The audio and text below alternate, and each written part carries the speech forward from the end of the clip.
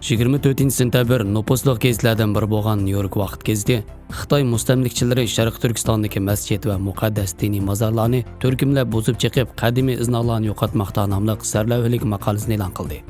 Maqolada Xitoy mustabid hokimiyatining Sharq Turkistonda berayotgan madaniyat qirg'inchiligidan iborat bu razil qilmishi yana bir qatam dunyoga oshkorlandi.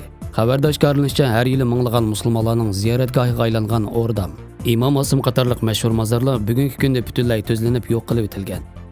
Avstraliya siyosiy strategiya institutining sun'iy amrohdan tortgan analiz va tadqiqotiga qaraganda, Xitoy doiralari yaqinqi bir qancha yil ichida Sharq Turkistonda buzib chiqqan mozorlar mingdan oshib ketgan. Xitoy mustamlikchilari asosidagi tarixiy ahamiyati zo'r bo'lgan, Uyg'urlarning madaniyat tarixida muhim o'rinda turadigan tarixiy iznalarni yo'qotishni nishon qilgan.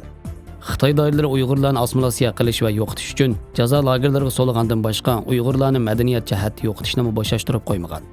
Avstraliya siyosiy strategiya institutining tekshirib egallagan yangi dokladga qaraganda, 2017-yilgacha butun Sharq Turkistonda chiqilgan masjid 8500 atrofida bo'lib, Sharq Turkistondagi umumiy masjid sonining 3dan birini egallaydi ekan.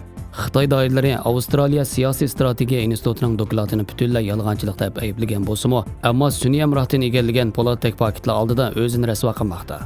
Tadqiqotchilar birdek Xitoyning asabiylashgan holda Uyg'urlarning masjid, mozorliq va boshqa tarixiy meroslarni vayron qilishini ochiq madaniyat qirg'inchiligi deb qattiq ayblamoqda.